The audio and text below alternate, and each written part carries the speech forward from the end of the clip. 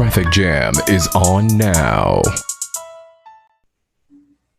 Welcome to Traffic Jam's podcast.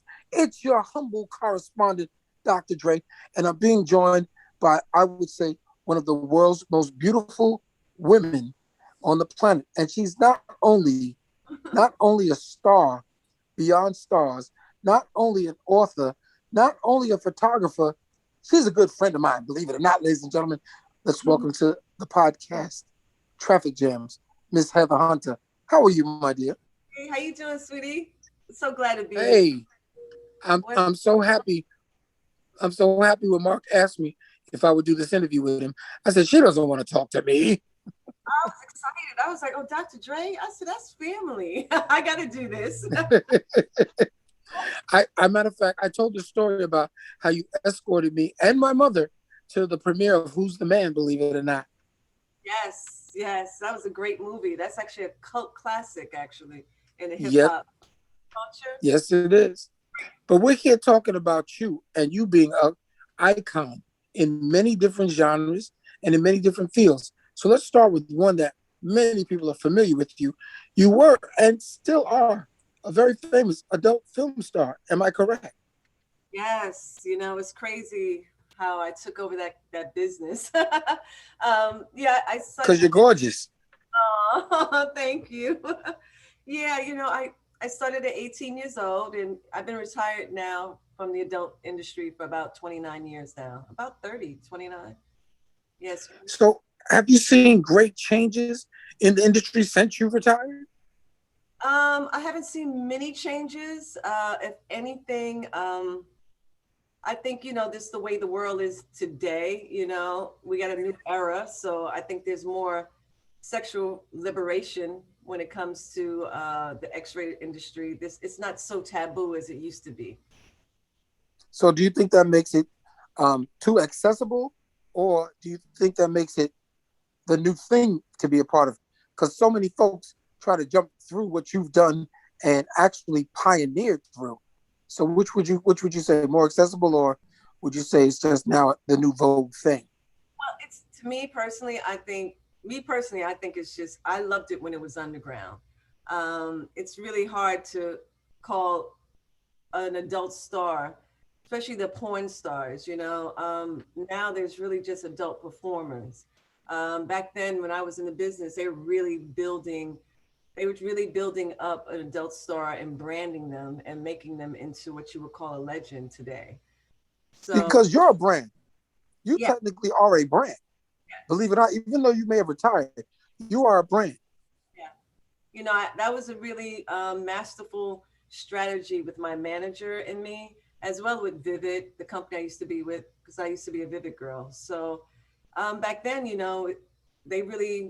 really worked on a business branding when it came to creating the persona of Heather Hunter, the Vivid girl. Yeah. So I want to give you great praise for doing that, but I want to shift gears and talk about you as being now an artist, a painter, a person whose imagination goes beyond the screen as the star. How did you get involved with painting? Wow. Well, I've been my whole life, I think a lot of people, when I got into the adult industry, I didn't think they expected me to know how to create other things, being an adult star, it's really hard to be taken serious. So you kind of get pigeonholed, and really people didn't know I was a graffiti artist. I've been painting and drawing all my life. It was definitely a personal hobby. And then I decided to take it and make it into a business.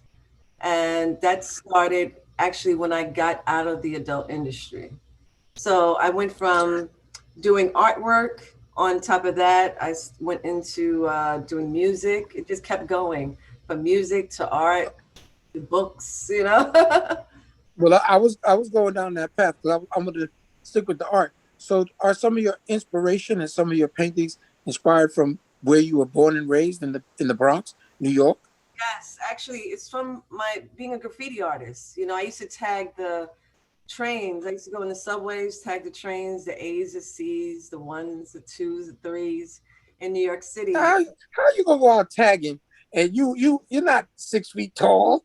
How do you go out tagging on those big subway cars? Who helped you tag those cars? I was in different graffiti crews. I was with the Kraftwerk Kids at the time, which was Voodoo Ray and a few other ING 84. Back when I was tagging, you had Blondie, you had a bunch of people, B.O. And I would go with my guy who I was tagging with, which was ING 84. And we used to jump onto the turnstile and go into the tracks and make sure I didn't hit that third rail and went into the car. Oh, And we used to tag. I was very courageous. you were very athletic. Let's put it that way.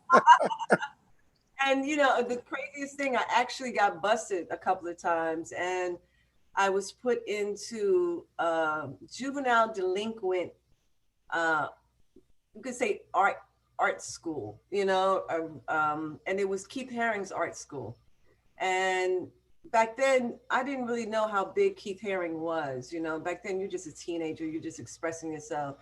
But he really taught me how to take my art and expressing my art onto a black book as well as onto canvas. So I have to give Keith Haring much respect to him. May he rest in peace, because he made me embrace. He did some fantastic work. I used to have this giant. It must have been 20 feet tall. Seriously, this I guess would be a multi-print that we got because I went to one of his functions and he was giving them out to different people, and he gave it to me, and I said, how do I get this home? He said, oh, come on, Dr. Dre, you need to put this on one of your walls. I said, no, it's a wall by itself, Keith. Yeah, Keith was amazing. When I was younger, I was like, who's this guy trying to teach me how to do art? But now, you look at him and see how amazing and legendary he was. And I had so much respect for him. I mean, he really changed my life going into when it came to my artistry as an artist. Yeah. You're watching The Traffic Jam. You also started to dabble and be productive in music. What was your inspiration to become a rapper? Back to being part of hip hop history. I used to work at Latin Quarters. A lot of my friends, as long as the LQ. Yeah, I used to work at Latin Quarters. At that time, I was a runaway, and I actually lived in Latin Quarters because I really didn't have a place to stay. And Mike Goldberg and this guy named Eddie Bell gave me a job. I was working as a coat check girl, as well as a door girl. And I think, just being part of that history, everybody who's successful now, if you think of all the hip hop legends, they pretty much was birthed from LQ. And it was just a part of my life, and music, dancing, everything. Hey, it's Michael Callier, and you're watching The Traffic Jam. Hit the brakes. Tell us some of the artists you seen come through the LQ that were an influence on you and that were influenced by you.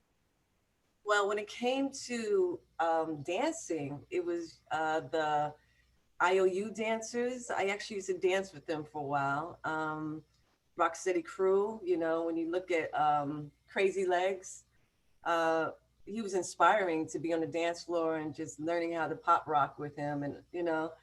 And music wise, it's crazy. Everybody was there. If you think about Salt and Pepper, Big Daddy Kane, Biz Markie, Public Enemy. I mean, when I first saw Public Enemy perform on stage, I was like, I memorized it. I lost my mind. That was exciting.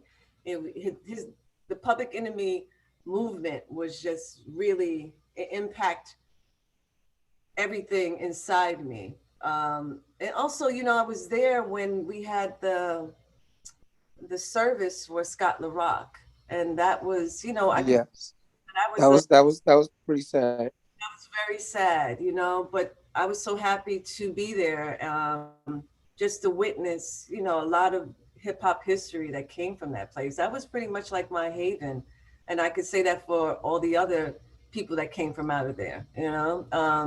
You had Grandmaster Flash, Furious 5, Curtis Blow. Now you're talking the legends, the icons, and the people not only built it, but the people lived it the people that created an avenue for us to be so blessed as to continue down the path. And Cool hurt everybody, to be there and to witness that and be a part of that. I mean, of course, what was the energy in the Latin Quarter at that time? That can you compare that to today? And I'm not talking about COVID time right now, because that's not fair. I'm not trying to say one was better than the other. Let's be really clear about that. I just want you to describe from your position to being the code check girl to being the girl at the front door. What was the energy of the LQ like? Because I mean, you described the groups, but what was the energy from the patrons of the Latin Quarter like? Well, it's so funny because everybody, I mean, the energy was in there was incredible. The music, dancing. I mean, of course, LQ was kind of violent. I was about to say that, but I don't like celebrating the violence, but it did inspire many amazing performances, ladies and gentlemen. Yes, I'm actually, there was a great incident with what's his name? Oh my God, I'm kind of remembering. Well, put it like this: it was a night when all Run DMC was there, and at the end of the night, something popped off because there was always a fight happening, and you could see like jewelry thrown into the air. So when the night, like gold chains just thrown everywhere. So by the end of the night, when it was time to clear out the club, and it was time to clean up, you would see gold chains on the floor. You would actually also see girls' extension and their braids being pulled out from fights. So it was kind of crazy in there, but then it was amazing times. I can't even think of another hip hop club besides the Fever that was hot as well. So fighting in the club wasn't unique to hip hop and rap music. It's kind of always had that underlying tone in clubs like the LQ. But the LQ was famous also for some great famous performances.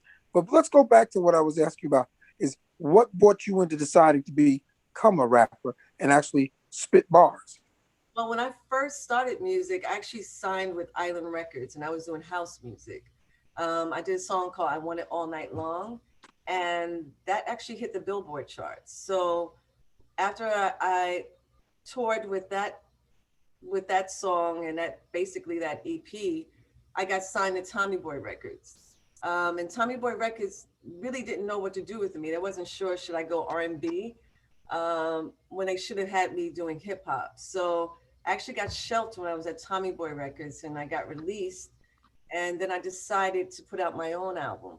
And I actually opened my own record label called Blow Records.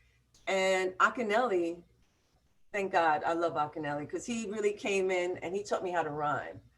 And I was going on tour with Ak, and we were on tour with Luke, Mystical, pretty much all the freak, wild rappers. We all kind of toured together. And Two Live Crew, Uncle Luke. Yeah, I know all the 808 Miami bass sound and blowing it up thing, because people call me the godfather of the Miami bass because of my group, Original Concept, but that's a whole nother story. Because we first met multiple different times, in multiple different places, and I always was very enamored with you because you were always so kind to me. And I was like, does she really know who I am? And this is before your TV raps. We were like always cool. Right. And it's so funny because even back in the day when I used to hang out in Albee Square Mall in Brooklyn, me and Biz Markie, we used to sit and have lunch together as teenagers, especially when I was cutting school. But I actually wound up putting out an album. It's called Double H, The Unexpected. I actually had some hot producers on it. I had DJ Premier, Scott Storch, and I actually had a music video I released called, with my single called So Serious, So Sincere.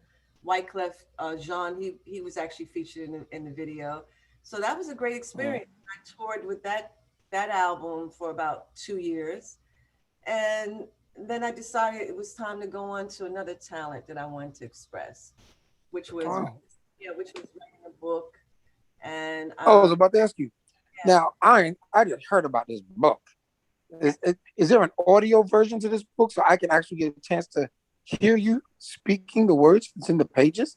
Oh, Actually, it isn't. It's only on hard copy and it's on paperback. Oh, And we got to get you in the studio and get you to do an audio version of it. It's important yeah, it really is. Actually, it was because people in my community now, people in the blind community, that's like a lifeline for us because we watch things that people speak, and it's huge, honestly, because people listen to audiobooks like you listen to music in your car. yeah. We were gonna do an audio book. It just kind of just slipped through my fingers. I wanted to jump into another creativity, but the book was called Insatiable. It was on St. Martin's Press. It's actually, you can get it out. It's on Amazon. You can go to Barnes and Noble. It's pretty much everywhere online. Yeah. We got to get you in the studio and get you to actually read all the pages. And I think that book will be very, very interesting. Tell us one of the most interesting parts of that book that people don't know about you, but it's in the book. Well, it's actually an erotic fiction novel. So I didn't kiss and tell on this book. It's a cautionary tale about a girl that's like me, and it takes you through a journey of a little bit of my journey through the adult industry and going into mainstream and actually looking and finding love, not on the street, but at the end within myself. So it's a cautionary tale that, it's definitely a juicy, erotic book to read. So even if I did some audio on it, it's going to be like phone sex. You're watching The Traffic Jam. We're going to talk after this interview. I think your story, not a fiction story, but your actual story would be incredible to be done. That's what I'm working on. That's my next project, is to do my life documentary, because I'm ready to actually tell my story. I'm 51 years old, and No, you're not. Don't lie. Don't lie. Yes, You ain't 51. I'm proud You of 31. Don't lie. Don't lie. age. You look like you're 31. Stop it. I'm a blind man, and I can see that you look 31. That's funny. You're watching The Traffic Jam. So you're going to work on an audio book about your life and a documentary. We're going to talk after the interview. Wait a minute. I got Mr. B and I are going to talk. We're going to work something out. I think we can pound some great things out right here on Traffic Jams podcast. Because I got to ask you another big question. So now you travel the world. You're an international sensation. You're insatiable in fiction. But now you're a photographer, world-class photographer. How did that come to be? Oh, it was crazy. I decided to pick up a skill. After I did my book, I was really trying to find something else that was going to be on the same umbrella of the stuff that I like to do. And, Obama came to office and he was like, everybody should pick up a skill. And that's exactly what I did. And I went to New York Institute of Photography School, and I took up a complete professional course on photography. And little did I know that I was going to learn more than just photography. I wound up learning lighting, graphic artists. I wound up doing retouching. So I really got a lot out of just becoming a photographer. And then I wound up getting a merit award from the school as well. So that was a big honor for me. And, I think I've been doing photography since 2009. And, every day is, I learn more. But from this, I've been able to build a really big business, and I have an art gallery as well as a photography studio in Brooklyn. Okay, where's the art gallery? That was like one of the last questions I was going to ask. Where can your art be seen? Actually, you can go to heatherhunterphotography.com, but due to COVID right now I have my store closed right now, but it will be opening up at the end of this year, back open. But it's called H2 Art Gallery, as well as photography studio, and it's here in Dumbo, Brooklyn. Okay, you know what? I'm going to need you and I to do a photo shoot. Yes, that would be great. You get to shoot me, and I get to shoot you. Because I kind of walked into your field with my partner Ed Lover one time when we were on Hot 97, and we did those posters, and we kind of left our clothes off by accident and had frying pans in front of us. But yeah, no, I'm serious. I'm dead serious about doing a photo shoot. Just for people to know, I mean, if we go back in history, you know, it was dealing with the movie Who's the Man. I got to do a cameo in your movie. That was a great moment for me as well, you know, to be in your movie Who's the Man, as well as it was our blessing. Thank you. That was really great. And I also was I was in American Gangster, and I also was in He Got Game as well. Yeah. You're watching The Traffic Jam. Yeah. As I said, you're here on Traffic Jams podcast. It's Dr. Dre, your humble correspondent, with the lovely, beautiful, innovative author, photographer, extreme queen of adult film, and a good friend of mine. Thank you, Miss Heather Hunter. Wow. And I tell you, we got to get together after this. Seriously. I'm looking to be in that book with you, but I may have to take up 2 pages. But I'm kind of thinning down. I may only get 1 page. You're gonna be in it. Absolutely. Absolutely. But thank you so much. And we got more to talk about. We really do. And I want definitely I want to say to everybody out there, you know, just, you know, be safe, be kind to others, and always be true to yourself. Always. Hi, I'm Brittany Noel, and I'm located in Los Angeles, California. You can find me on Instagram at @B_Noel Fitness. So I actually don't believe in doing single joint exercises unless you're preparing for a bodybuilding competition or something that's very aesthetically based. I think that the best way to work your biceps and triceps, your arms, are by doing multi-joint exercises. So one of my favorite exercises to do to work my arms are dips. So you can go ahead and find, again, any sort of stable elevated surface. I'm going to use this wall. Scoot down a little bit. Have your shoulders back. You can either have your legs completely straight or you can bend them. And you're just going to bend at the elbows, extend, keep the belly button drawn into the spine. Make sure that you keep your shoulders back and engaged. You don't want them to roll forward like this. You also don't want to be in your neck. Keep your ears away from your shoulders. Shoulders are ear poisoning. Keep the chest up high to the sky and dip down. Notice that my wrists are facing forward. If that bothers you, you can turn your wrist out to the side, whatever works for you. I'm also keeping my elbows back and fairly close to the rest of my body. You can go ahead and use your legs as assistance in getting up, or you don't have to. And again, you can do them straight leg for more of a challenge.